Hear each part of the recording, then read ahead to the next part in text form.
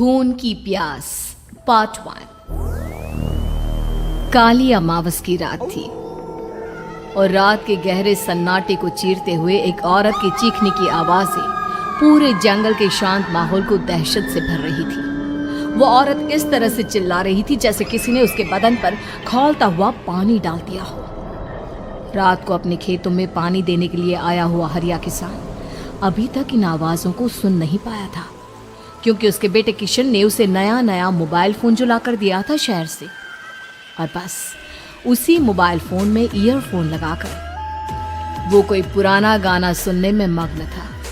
लेकिन जैसे ही गाना खत्म हुआ, उस औरत की चीखने की आवाज हरिया किसान के कानों से टकराई। हरिया का दोस्त रामू भी खेत में ही घाट पर गहरी नींद में खर्राटे मार रहा था। रात के उस सन्नाटे में औरत की चीखने की आवाज सुनकर ठंड के मौसम में भी हरिया किसान के माथे से पसीना टपकने लगा। रामू, अरे ओ रामू, अरे जल्दी उठ, क्या खर्राटे मारकर सो रहा है? अरे इतनी रात को ये जंगल में कौन औरत चीख रही है? पूरी तरह से चीख रही है। अरे क्या हुआ? क्या हुआ? कौन है? अरे भूत आ गया क्या? चोर आ गया क्या? अरे न चोर आया है न भूत आया है। मैं ये कह रहा हूँ कि क्या तूने इस औरत के चीखने की आवाज सुनाई देती है कि नहीं? अरे कौन सी औरत? अरे हाँ, ये आवाज है। तू पहले नहीं बता सकता था? पता नहीं कौन चुड़ैल जंगल में नाच रही है। हम घर चले जाते हैं। देखता नहीं, मैंने तो कानों में ये लगा रखा था। वो किशन ने लाके दिया ना शहर से, गाने सुन रहा था मैं। अरे लेकिन भाई, मुझे बहुत डर लग रहा है। क्या करें? अरे करना क्या है, भागो यहाँ से। भगवान जाने कौन है और क्यों इतना चीख रही है, और उस औरत के चीखने की आवाजें और ज्यादा तेज होने लगी है। हरिया और रामू के पैर डर के मारे कांप रहे थे। डर की वजह से ना वो वहां पर रुक पा रहे थे और ना ही अपनी जगह से आगे बढ़ पा रहे थे। तभी अचानक से सन्नाटा छा गया। सही मौका है, हमें यहाँ से निकल लेना चाहिए भैया। रामू और हरिया अपना गमछा उठाकर दबे पैरों जंगल के रास्ते से गांव की तरफ चलने लगे। गांव की ओर जाने वाला ये एक ही रास्ता था और आवाज भी उसी तरफ से आ रही थी। लेकिन अभी 2 मिनट पहले वो आवाज पूरी तरह बंद हो चुकी थी और जंगल में पहले जैसा सन्नाटा पसर चुका था। तभी अचानक से पेड़ों में किसी के चलने की सरसराहट रामू और हरिया को सुनाई दी। क्या तुमने कोई आवाज सुनी? हाँ यार, ऐसा लग रहा है कोई इस तरफ ही आ रहा है। और तभी अचानक सामने पेड़ से एक साया रामू और हरिया के सामने उल्टा आकर लटक गया। ये देखकर रामू और हरिया की चीख निकल गई। वो दोनों डर के मारे बेहोश हो गए। वो साया जमीन पर आकर खड़ा हुआ। उसने रामू और हरिया के बालों को पकड़कर खींचना शुरू कर दिया। अब तुम गांव वालों में से कोई जिंदा नहीं बचेगा। मैं तुम सबको ले जाकर उस गड्ढे के नीचे दफन कर दूंगी। सबकी जान ले लूंगी, मैं किसी को नहीं छोड़ूंगी। अगली सुबह रामू की पत्नी कमला हरिया के घर आई और उसने हरिया की पत्नी सुमन से अपने पति के बारे में पूछा। सुमन, कल रात को ये तुम्हारे ही पति के साथ गए थे खेत पर, अभी तक लौट कर नहीं आए हैं। हाँ बहन, मैं भी वही सोचकर परेशान हूँ। मेरे पति भी अभी तक खेत से लौट कर नहीं आए। भगवान जाने क्या बात है, दोपहर होने आई है। अब तक तो उन दोनों को लौट कर आ जाना चाहिए था। क्या करे, कैसे पता करे कि वो दोनों कहाँ हैं? मेरा बेटा भी शहर गया हुआ है, वरना उसी को भेज देते खेत पर। बहन, मुझे लगता है कि हम दोनों को वहाँ जाकर अपने पतियों को ढूंढना चाहिए। ठीक कहती हो तुम, चलो मैं तुम्हारे साथ चलती हूँ। और वो दोनों जंगल के रास्ते खेत की तरफ आगे बढ़ती हैं। वहां जाकर देखती है कि हरिया और रामू आग जलाकर आग के ऊपर कुछ पकाकर खा रहे थे। आप यहाँ पार्टी बना रहे हैं और वहाँ घर पर हमारी जान सुखी जा रही थी कि कहीं कुछ हो तो नहीं गया? मुझे कुछ नहीं हो सकता, मैं कभी नहीं मर सकता, समझे तो? अरे तबीयत तो ठीक है, ये किस तरह की आवाज में बात कर रहे हैं आप? कुछ हुआ है क्या? कुछ नहीं हुआ, बस जोरों की भूख लग रही थी, इसलिए खाना बनाकर खा रहे थे। अच्छा, इतनी बदबू आ रही है, ऐसा क्या बनाकर खा रहे हैं आप? जरा हमें भी तो बताइए। अरे भाभी, क्यों परेशान हो रही हैं? मांस पकाकर खा रहे हैं। एक जंगली जानवर कल रात को खेत में आ गया था। हम दोनों ने उसे मार दिया और बस उसी का मांस पक रहा है। आप भी खाइए ना, बहुत बहुत ही स्वादिष्ट है। दिमाग खराब हो गया है क्या आप दोनों का? आप दोनों मांस कब से खाने लगे, और वो भी जंगली जानवर का?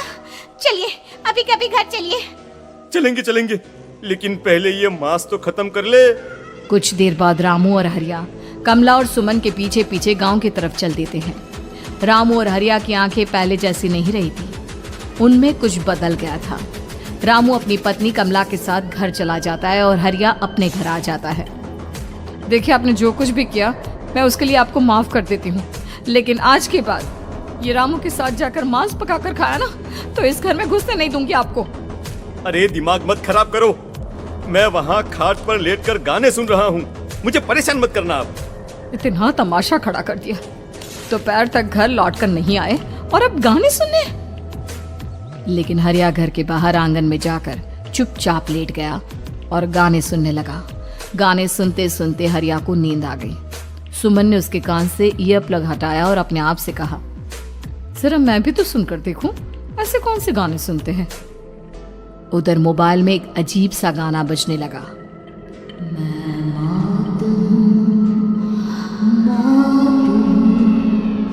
मौत जो बसरी है चारों, जो आएगी कहीं से निगल जाएगी सबको। मैं मौत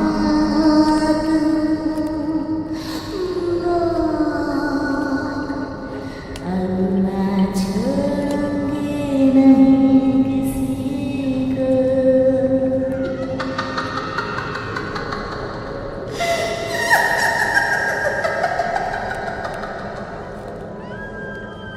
सुमन ने घबराकर मोबाइल फोन दूर रख दिया। वो बुरी तरह से डर गई थी। तभी अचानक हरिया अपनी नींद से जागा और गर्दन टेढ़ी करते हुए सुमन के पास आया। क्या क्या कर रही थी? गाने सुन रही थी? वो ये कैसा गाना सुन रहे थे तुम मोबाइल के अंदर? मौत है, मौत। अरे ये सारी बातें छोड़ो और ये बताओ, आज शाम को तुम मेरे साथ खेत चलोगी? लेकिन क्यों? और तुम इस तरह से क्यों बात कर रहे हो? अपनी गर्दन सीधी रखकर बात करो ना। वो मेरी गर्दन में सोते सोते थोड़ा दर्द हो गया है। मेरे साथ आज खेत चलो ना। तुम्हारे साथ पूरी रात रहना चाहता हूँ। कैसी बात कर रहे हैं दिन दहाड़े? जरा भी शर्म नहीं आती क्या? अरे इसमें शर्माने वाली क्या बात है? तुम पत्नी हो मेरी। पूरी रात खेत पर रहता हूँ। मुझे भी तो तुम्हारे पास आने का हक है कि नहीं? अच्छा ठीक है, चलती हूँ आपके साथ खेत पर, लेकिन फिर उस रामू को मत बुलाना। अरे कैसी बातें कर रही हो? अगर तुम मेरे पास होगी तो मैं किसी को नहीं बुलाऊंगा, सिर्फ तुम और मैं और रात का सन्नाटा। शाम के वक्त हरिया सुमन को अपने साथ खेत पर ले जाता है। आसमान में चांद पूरी तरह से चमक रहा था। हरिया ने अपने खेत में बनी हुई छोटी सी झोंपड़ी के अंदर सुमन को अपने पास बिठा लिया और उसके बालों में हाथ फिराते हुए कहा, कितनी खूबसूरत हो तुम, बहुत सुंदर लग रही हो। एक चांद से भी ज्यादा सुंदर लग रही हो। ऐसी बातें मत करिए ना, मुझे शर्म आती है। अपनी आंखें खोलकर जरा मेरी तरफ तो देखो। अरे देखो तो सही। सुमन ने शर्माते हुए जैसे ही अपनी आंखें खोली, उसके होश उड़ गए। हरिया के बड़े बड़े दांत निकल आए थे और वो पूरी तरह से एक जानवर की तरह नजर आ रहा था। कौन हो तुम? तुम मेरे पति नहीं हो। कौन हो तुम? मुझे जाने दो। लेकिन हरिया ने सुमन के हाथ को कसकर पकड़ लिया। उसके नुकीले नाखूनों की वजह से सुमन के हाथ से खून बहने लगा था। बहुत दर्द हो रहा है, मुझे जाने दो। कौन हो तुम? क्या करना चाहते हो? वही जो एक आदमी एक औरत के साथ करना चाहता है, और उसके बाद मैं तुम्हें वहीं ले जाऊंगा जहां पर तुम्हारा पति है। क्या मतलब? क्या कहना चाहते हो? कहाँ है मेरा पति? जंगल के बीचों बीच उबलते हुए पानी के तालाब में वही है तुम्हारा पति। चलो चलो, मैं तुम्हें उससे मिलवा देता हूँ, लेकिन उससे पहले तुम्हें मेरी प्यास बुझानी होगी। और इतना कहकर हरिया सुमन के ऊपर जानवरों की तरह टूट पड़ता है। आखिर कौन था वो जानवर, और क्या सुमन उसके शिकंजे से बचकर निकल पाई? जानने के लिए देखिए इस कहानी का